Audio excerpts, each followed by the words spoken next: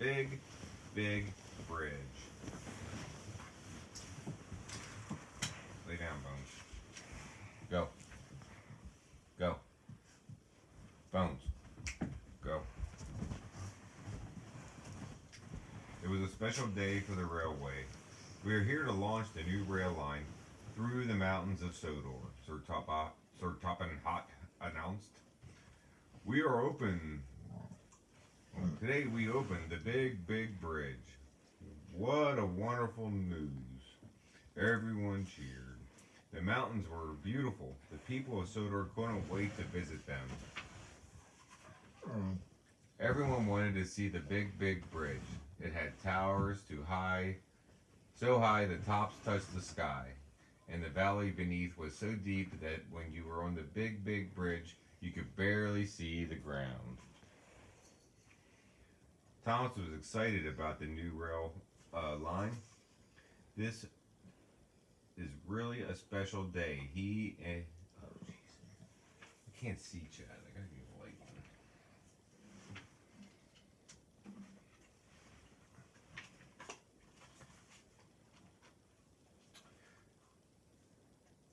Then Henry chugged up to Thomas. The big engine frowned. I don't want to go to the mountains, Henry said nervously. It's windy up there. Very, very windy. Henry didn't like the wind. Henry didn't like rain, snow, or hail either. You're a big engine, Henry, Thomas said. You shouldn't be afraid of a little wind. But Henry was afraid, and that made Thomas a bit afraid too. Gordon, Henry, Thomas, hitch up the coaches, called Sir Topham Hatt. It's time for your first big trip to the mountains. Percy and James were glad that they didn't have to go to the mountains. They were afraid to cross the big, big bridge too. There's nothing to be afraid of, Thomas insisted, in a voice loud enough for Percy and James to hear. It will be easy to cross the big, big bridge. Thomas Henry chugged to the platform. Gordon, the express engine, was already there. His coaches were full of passengers. Annie and Clarabelle were soon hitched behind Thomas. Hurry, hurry, they called. All aboard, cried the conductor. Sir Topham Hatt turned to the crowd and waved his hat one last time. Gordon whistled. Follow me! In a burst of steam, the big blue engine was off. I wasn't whistling to you, doll. Soon the trains were rolling through the countryside in a long line. Gordon took the lead. Behind him chugged Henry. Then, because he was the smallest, came Thomas. All along the way, people came out of their houses and cheered when they saw the trains go by. At the foot of the mountain, Henry slowed to a crawl. These mountains are much too high, he moaned. I can't go. I'm afraid of heights. Don't be silly, said Thomas bravely. I'll be right here behind you. But Henry didn't budge. He was very nervous, and that made Thomas nervous too. Come on, Thomas gently pushed Henry. We have to go. The brand new tracks were smooth and shiny, but Henry barely moved along them. The truth was, Henry didn't want to reach the top of the mountain, because then he'd have to cross the big, big bridge.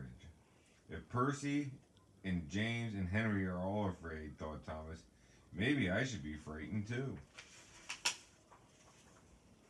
The tracks grew steep as Thomas and Henry puffed up the mountain. They could barely keep up with Gordon. The big blue engine rushed ahead. Gordon was a strong engine. The steep tracks didn't tire him at all. Wait for us, Henry called, but Gordon climbed higher and higher until he was out of sight. I don't think I can make it, Henry groaned, his steam giving out at last. The mountain is too steep. Keep going, Thomas urged. We can't let a little mountain stop us, but Thomas was having trouble chugging up the mountain too. He was beginning to worry about crossing the big, big bridge.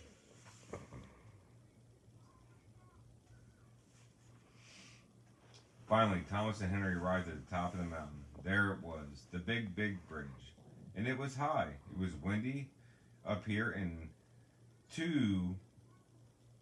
up there, too, very windy. I won't go, Henry declared, but we have to cross, Thomas said bravely. Our passengers want to see the mountains on the other side. Hurry, hurry, Annie and coach were so excited that Thomas had trouble keeping them in line. Thomas searched the tracks ahead. Gordon was nowhere to be seen. He had already crossed the bridge and rolled into the mountains beyond. Thomas and Henry were alone. "I'll go first," Thomas said at last. "Then you can follow me, Henry." "If the wind blows, close your eyes," Henry said. "That way you won't see anything scary."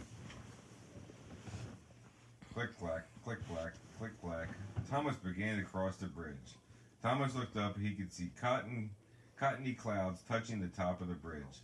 Nervously, he looked down, but the bridge was so high he couldn't see the ground.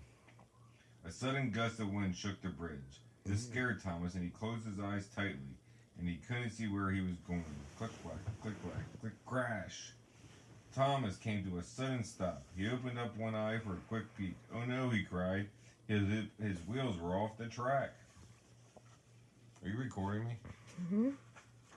Don't paste on post or on YouTube, okay? Okay. "Are you alright, Thomas?" called Henry. "I'm stuck," Thomas said gloomily. "I couldn't see where I was going, and my front wheels have jumped off the track." Just then Gordon returned. He frowned when he saw Thomas stuck in the middle of the bridge. "Go find Harold," Gordon called to Henry. Relieved, Henry backed down the mountain to find the helicopter. Thomas kept his eyes closed. He was too afraid to look. But inside his coachhouse, the passengers enjoyed the wonderful view. Finally, Thomas heard the whir of the rotors. Harold was here to rescue him. Slowly, Thomas opened his eyes. He looked at the blue sky above and the green mountains all around. "What a lovely view," he exclaimed. "I was silly to shut my eyes. Almost missed everything." "Hitch the rope to the buffer and hold on," Harold cried. In no time at all, Harold had lifted Thomas back onto the tracks. Thomas backed up to where Henry was. "Come on, Henry," said Thomas. "The view is spectacular. I should never have been afraid." With that, Thomas turned and chugged happily across the bridge. Henry watched and wondered. "If he's not afraid, maybe I shouldn't be either," Henry decided. Slowly, the big green engine made his way across the bridge, too. Soon, Thomas and Henry arrived at the station house. The mountain was really lovely.